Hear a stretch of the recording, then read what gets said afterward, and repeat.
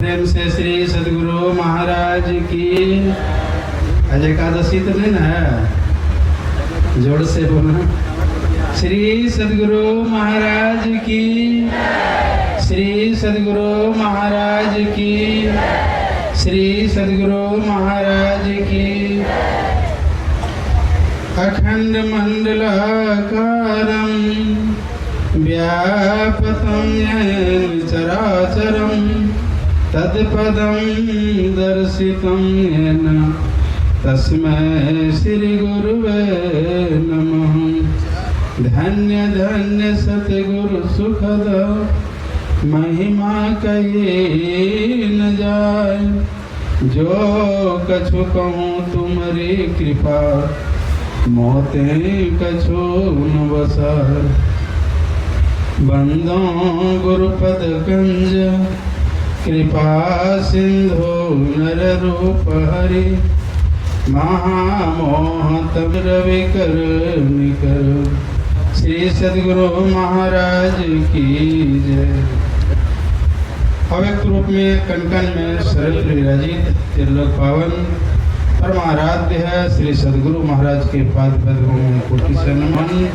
अर्जनीय वंदनीय पूजनीय साधु समाज, हमारे मन संचालक महोदय, प्रणाम बाबू, पूज्य गुरुजन, समुपस्थित सत्संग प्रेमी महानुभाव, माता तथा भक्तिमती बहनों, सबको मेरा कोटि से नमन। अभी का विषय कर्म फल बनता है, सबको पता है।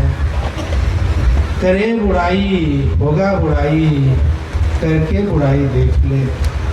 करे भलाई होगा भलाई, करके भलाई देख ले।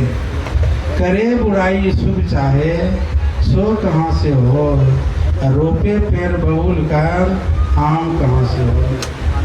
दरवाजे पर अगर हम आम का पेड़ लगाएंगे तो आम मिलेगा खाने के लिए, और दरवाजे पर अगर बबूल का कांटा लगाएंगे, बबूल का गाछ, तो क्या मिलेगा? कांटा मिलेगा। 14 जनवरी को अगर आप लोग बौंसी पहाड़ अगर जाते होंगे तो देखे होंगे, वहाँ पर एक हाथ नहीं, एक पैर नहीं, आँख नहीं, दे दो राम दिला दो नाम, और देने वाला सीताराम। उसको देखकर पता चलता है ये पहले जन्म में खराब काम किए थे, कुकर्म किए थे, जिसके चलते आज हाथ नहीं है, पैर नहीं है, आँख नहीं है। 1 रुपया के लिए तरसते हैं।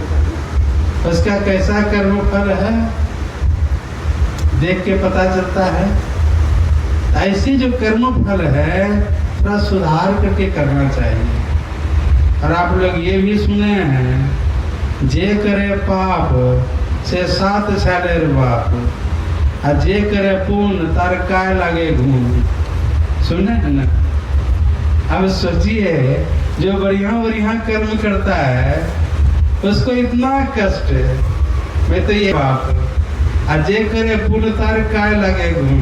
ऐसा भी देखने के लिए मिलता है। एक उदाहरण से हम समझें, एक राजा का पुत्र था, वो गए गुरुकुल में अध्ययन करने के लिए। पहले गुरुकुल चलता था, भगवान राम भी गए थे शिक्षा अध्ययन करने के लिए, कृष्ण भगवान भी गए थे। तो पहले गुरुकुल चल, वेद है, 6 शास्त्र है, 18 पुराण है, इसकी पढ़ाई होती थी। पढ़ करके बहुत दिन तक अध्ययन किया, पढ़ाई किया, सुंदर कार्यक्रम। और एक गुरु का पुत्र भी था। आज से 2 दिवस दोनों में मित्रता हो गई, चल रहा है। देखिए, एक साथ में पढ़ाई किए। दूर दराज से जब पढ़ाई समाप्त हो गई तब राजा का लड़का जो था आया अपना राजमहल में, और पिताजी के बाद में वही गद्दी में करने के लिए बैठा। आए हुए हैं। अब दिखा, जब गद्दी में बैठा, देखिए मैं दिखा, उसका संस्कार जो है बुरे लोगों के संग में हो गया। हमारी माताओं जो मछली मांस खाते थे, शराब पीते थे, कुकर्म धर्म करते थे, वैसे लोगों को संग में हो गया। जब वैसे लोगों संग में हुआ, ये भी शुरू कर दिया। बढ़ती जा रही है। अब सोचिए, अध्ययन कहाँ किए थे? गुरुकुल में। अब बुरे लोगों के संग में आ करके मछली मांस खाने लगे, शराब पीने, सुन करके बड़ा दुख हुआ। जब दुख हुआ, संजोग कहिए, एक दिन कहीं जा रहे थे गुरु का पुत्र, राजा का पुत्र, भेंट हो गई। जब भेंट हो गई तो गुरु का पुत्र जो था समझा रहे अपने मित्र को, मित्र आपको ऐसा नहीं करना चाहिए था। हम लोग एक ही गुरुकुल में अध्ययन किए हैं, आपको जो मछली मांस खाते हैं, शराब पीते हैं, ऐसा नहीं करना चाहिए। समझा रहे थे और चल भी रहे थे दोनों। परिणाम क्या होता है, जो गुरुपुत्र था उसको पैर में कांटा चुभ गया, तो रुक करके कांटा निकालने लग गए। और राजा का पुत्र जो थोड़ा आगे बढ़ा ना, देखते हैं रुपया का थैला मोहर मिल गया उसको, ले लिया, देखता है बहुत सब पैसा इसमें है, उठाया, देखा, फिर वो कांटा निकाल करके उसका मित्र फिर साथ साथ चलने लगे। तो राजा का पुत्र ने कहा, मित्र अरे आप धर्म पर चलते हैं, अच्छे कर्म को करते हैं, अभी परिणाम में देखिए आपको पैर में कांटा चुभ गया। हम कुकर्म धर्म करते हैं तो हमको मोहर का थैला मिल गया। अब बताओ कौन कर्म को करें, कैसे करें? उसको तो पता नहीं था। इतने में जो है वो जहाँ अध्ययन किए थे गुरुकुल में, वहाँ पहुँच जाते हैं। ऐसे प्रश्न को गुरुदेव के सामने रखते हैं। जैसे रखे, क्या हुआ, आंख बंद किया, और आंख बंद करते हूँ त्रिकालदर्शी थे वो, भूत भविष्य वर्तमान सब जानने लग गए। जान करके जब आंख खोले, का देखो ये जो मुहूर्त था भी, अपना लड़का को कहता है तुमसे बहुत बड़ा पाप हो गया था, जिसके चलते इस मुहूर्त में तुमको फांसी की सजा होना था, लेकिन फांसी की सजा नहीं होकर के कांटा चुभ करके रह गया। आई जो तुम्हारा मित्र है, राजा का पुत्र, पहले जन्म में इतने शुभ कर्म किए चाहिए, इसको चक्रवर्ती सम्राट बनना था, लेकिन वैसा नहीं बन करके थोड़ा सा मोहर मिल करके रह गया। देखिए कर्म फल, देखिए शुभ कर्म का फल देखिए कैसा होता है ना। प्रारब्ध पहले बनी, पीछे बना शरीर। हम लोगों का जो शरीर मिला है, जरूर पहले जन्म में कुछ अच्छे कर्म हो गया है, जिसके चलते अभी मनुष्य का शरीर मिला है।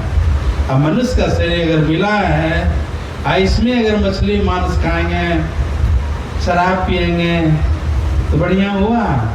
गुरुदेव का आदेश है, खान पान को प्रथम संभालो, तब रस रस अवगुण मारो। मेरा खान पान पवित्र हो, रहन सहन पवित्र हो, मनुष्य शरीर में आकर के ही इसको हम सुधार सकते हैं।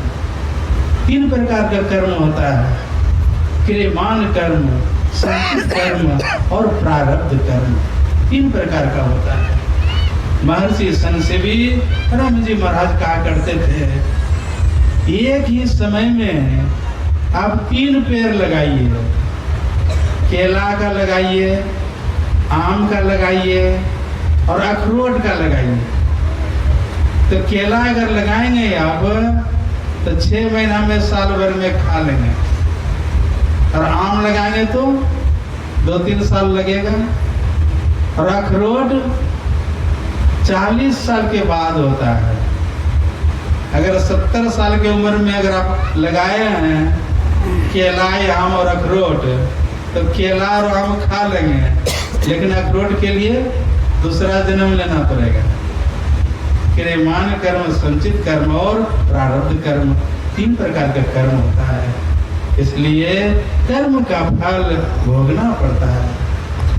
आंख से नीचे इसको पिंड बोलते हैं, और आंख से ऊपर ब्रह्मांड है। तो जो पिंड में रहेंगे कर्म होते रहेगा, इसका फल भोगना पड़ेगा। और साधना करके अगर पिंड से ब्रह्मांड में चले जाएंगे, काया पैसी कर्म सर्वनाश है, जरा मरण के संशय गए, निरंकार निर्गुण विनाशी, 3 लोक में ज्योति मिले। कर्म फल जब इंद्रियों के संग में रहेंगे, कर्म फल होते रहेगा।